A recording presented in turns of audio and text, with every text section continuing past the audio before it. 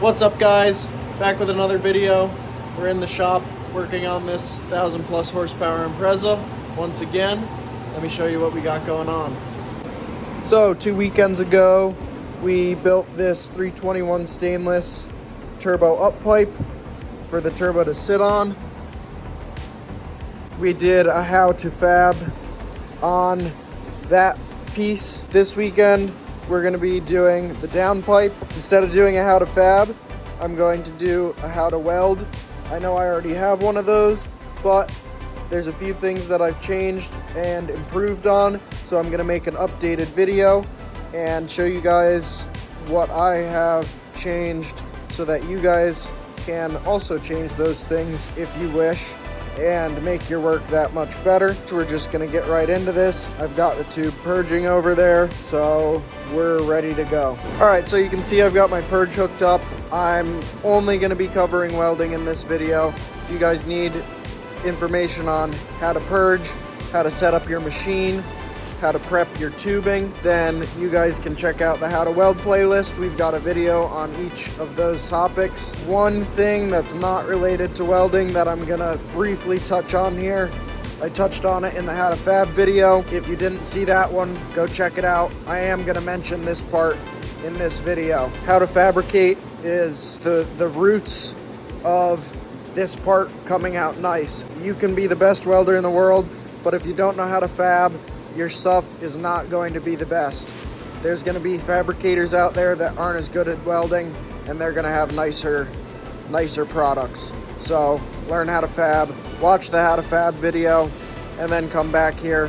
I'll drop that up in this corner, so click it if you don't know how to fab. So the only thing that I have really changed from my last how to weld video is what you see right here. I've got bevels on my butt joints. You'll see this in the how to fab video. All right, I resituated my pipe a little bit so this can make more sense. Try balancing a puddle of water right here, getting it to sit on this round surface. It'd probably be pretty difficult, but if you come down here and you try to balance that puddle of water in this groove, it'd be a lot easier because it's got a channel to follow and to sit in. So now you only got to worry about this way and not so much this way. So there's actually two functions. The first function is, like I said, it just guides that puddle a little more. When you're on this surface, the puddle wants to wander side to side, and it can be a little bit more difficult to line up those toes. The second thing, especially on 304, not as much of an issue on 321 with the titanium alloyed in it. It doesn't want to rust. With 304, it's very doable and simple with practice to get full penetration on 304 without beveling anything. I've done it. I did it for a long time. That's what almost everyone does. But it ends up that you have to use so much amperage or move so slowly that your heat affected zone is wider and hotter, so you'll have blue or purple here or even pink right around here instead of it just all being gold and very light heat affected zone. By beveling this, you get your penetration just like that. Second you light up on there, essentially the second you light up on there, you're getting that full penetration and you can move much more quickly and you just get a much nicer looking weld, better penetration, less heat. And so it's like a win-win-win. Little tiny bit more work in prep, maybe 5 minutes per part, 5-10 minutes per part, depending on how many joints you have. Like on this one, I'd say it's probably 5 minutes with 1-2 bevels. It really goes that quick on a belt sander like I've got over here. But yeah, that's the main thing I'm changing. Other than that, I'm gonna try to get you guys some arc shots and we will show you how to lay down some really nice dimes. Before we get into the welding, I want to talk about today's sponsor, which is My Wallet. My Wallet's not a real company. That's just literally my wallet. So, yeah, that sucks. Anyways, I'm pretty much just trying to say that I could really use your help especially for things like this, which is our upcoming twin turbo Dodge Viper engine project. Let me show you what we got, talk a little bit about it. This is a 97 Dodge Viper engine that I just picked up, along with a 6-speed manual T56 to go on the back.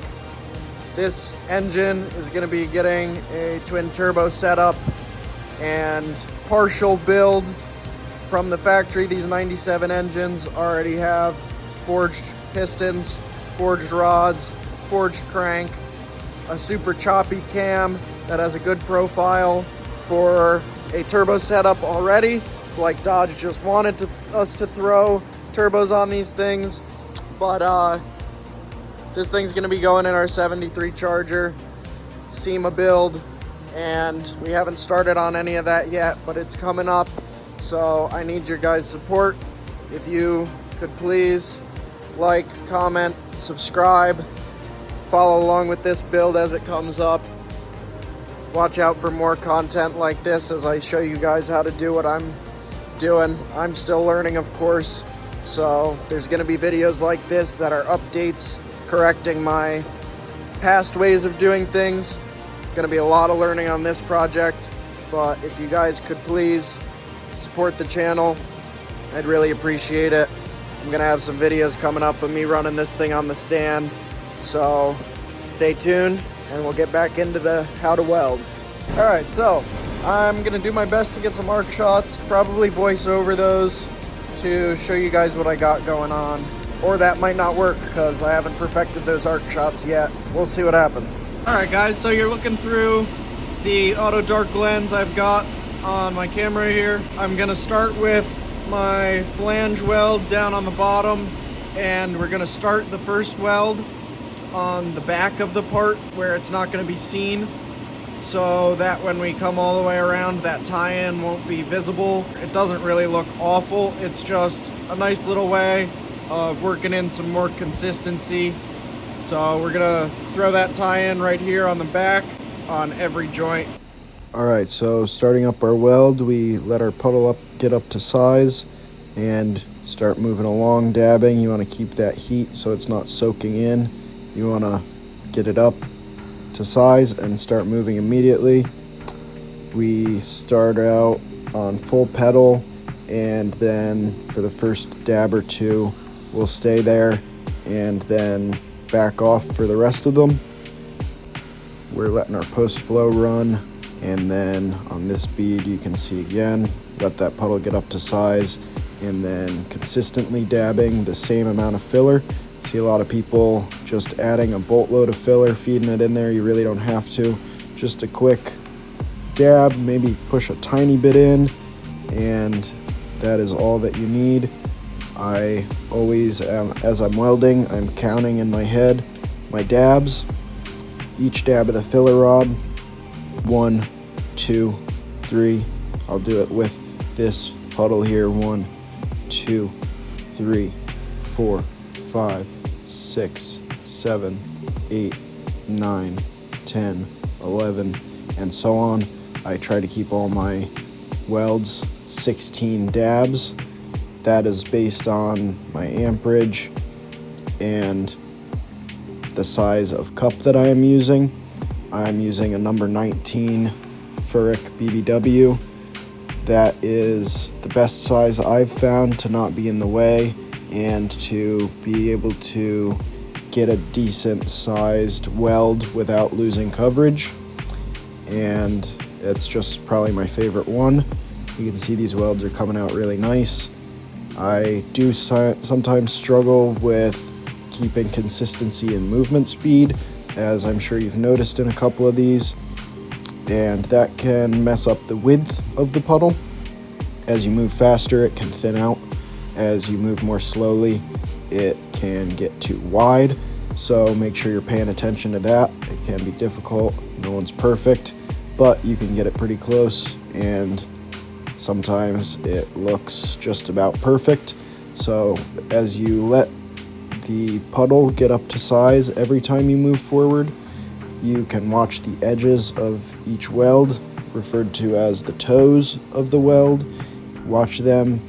You wait until they line up with the edge of the last puddle. I know I already said this, but it's very important. As you just saw here, we let that puddle, when we first light up, we let that puddle get to the size of the previous weld, and only then do we start moving forward. I see a lot of people just want to start and go immediately. You got to let that heat lay out, and then you can start moving. So it's all about consistency, finding a rhythm. I've got some tips up ahead. I'm going to draw out a little diagram for you guys to help explain it. Alright guys, so after watching a couple of those art shots, I'm sure you can tell I'm not perfect, but I want to point some things out to you. Things that went well, things that didn't go well, things I do to keep consistency, stuff like that. So let's take a look at that ring and I'll explain some stuff to you. So you can see the dab spacing is relatively consistent. By dab spacing, I mean the distance of, say, dime to dime. The distance that I move the tungsten before every dab of filler rod is relatively consistent. The width is relatively consistent, except for some of them. Like this guy right here isn't perfect. You can see it starts out a little bit wider, thins out, gets a little wide again. So that's something to do with speed, my movement speed. I must have sped up there in the center. That's something you want to avoid. What I like to do is keep all of my welds 16 dabs long, and I will count in my head and try to keep that pace dependent on your amperage, your gas flow, your cup size, how far you can travel before getting like this, where the beginning oxidizes because it runs out of the coverage of your cup, which is completely fine. I like that look, and that's the look that I go for. But if you go too far, it can start to not look nice. Or if your weld is too hot when you outrun the cup, it can not be a good color. I like to shoot for like a blue, like this one right here. I like that blue color. You can see on this guy, you know, it's a little wonky. Then at the end it gets a little bit better, but in the beginning there it's a little wonky. Reason for that is I was kind of posting up on the edge of this flange because the camera was in my way. And also I normally feed filler in 90 degrees to the torch. Best practice is to have your filler rod 90 degrees to your tungsten and coming in straight, not from the side, straight on. So you're running like this instead of like this or like this. So that's the best way to do it because the camera was in my way. You saw sometimes I was coming in from the side, and it's not the best. It works, but you do lose a little bit of control in certain situations. Keep that consistency by counting in your head. 1, 2, 3, 4, 5, 6, 7, 8, 9, 10. Move the same distance every time. Let me draw something up here on the table for you guys to help you with that. So a good friend of mine, Eddie at Autopilot Exotics, when I was first starting out, drew this little diagram for me, so I'm going to share it with you guys. When you see a weld, this is what you see. Hopefully it looks a little nicer than my drawing, but you see where you start, right here, and this puddle develops, and then you move on, and when you're finished you see this. But what's actually happening, what you don't see, is that you strike up, and this puddle, these dots are where your tungsten is pointing. So if this is the point of the tungsten, you start up right here, and this puddle develops. Once this puddle is to size, you move the point of your tungsten to the leading edge of that original puddle. So it gets to size, and then a new puddle will form, and it will overlap that one, and you'll have your first stack of dimes. And then, well, you want this puddle. If my drawing was accurate, the front edge of this puddle would be on that next dot. So then you move your tungsten to that front edge of that puddle, and you get a new puddle. Then you jump to the front edge of that puddle, and you get a new puddle. Front edge of that puddle.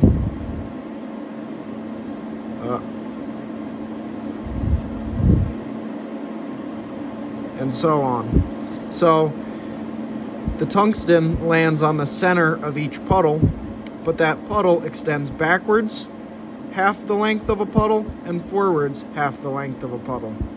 So you've got 1 puddle, 2 puddle, 3 puddle, 4 puddle, 5 puddle, 6 puddle. And they halfway overlap the one before, and then the next one halfway overlaps them. And that gets you your dime pattern. So you start up, move to the leading edge of that puddle once it's to size, let that one get to size, move to that leading edge, let that one get to size, that leading edge.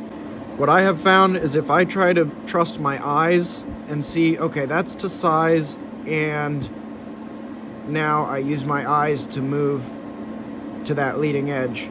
That leading edge disappears as soon as you start moving forward because the puddle moves forward as well. So that's why I count in my head. I use the feeling of how far I'm moving instead of my eyes, because if you try to use your eyes and judge that same distance every time, you're not going to be accurate. If you try to use it to judge that width, you're not going to be accurate. So instead of trusting my eyes on that width, I will use the amount of time it takes me to say the number. So I say 1, 2, 3, 4, 5. I try to keep the amount of time it takes me to say each number in my head the same, and that keeps me more consistent than making the first puddle. Okay, that's the right size. Now I'll move to this point, and this one's up to size. Okay, now I'll move to this point. You know, it's a little more complicated than going 1, 2, 3, 4, 5, 6, 7. Keeps it a little simpler, a little more consistent. Your eyes aren't 100%. You're just not going to get that perfect consistency or near perfect consistency using only your eyes. You have to use kind of all of your senses and your brain and come up with a system. I think that's enough talking on that. I think you guys get it. I've probably repeated myself enough times. Let's do some more welding. We're going to move to our butt joints now, and then our last flange. A couple of things I want to talk about that I didn't mention as we welded this guy. Between welds on butt joints, you want to allow for more time to cool between welds. With a flange like this, especially since I had this heat sink and the flanges are heavier, you don't have to allow as much time to cool between welds because this kind of sucks all the heat out of this area. So since you don't have all that meat and the heat sink on a butt joint, you want to essentially run one weld and then let it cool down until you can lay your hand on it and it's essentially just lukewarm, and then run your next weld, let it cool till it's lukewarm, run your next weld, and so on. And then also I want you guys to pay attention in these arc shots. When you see me overlap, I'll run one weld and I will start up the next weld in the same place that I stopped on the last one. So you're gonna line your tungsten up with the center of that last puddle and then let it get up to size and then continue. And what that does is that ensures that your penetration is consistent. If you start too far forward, not only will it look weird, but you might have like a missed spot in your penetration. You can even start 2 puddles back if you want, but I prefer to start right where I stopped so I get that consistent penetration and a consistently good look. Alright guys, so I think I've covered pretty much everything. This is the only video of the butt joint arc shots that I'm going to leave at normal speed. The rest will be sped up, probably at 2 times. So if you guys have any questions, drop them down in the comments. If you enjoy this video, please like, comment, and subscribe. For now, sit back, relax, watch some arc shots, and we'll get you a final view of this downpipe.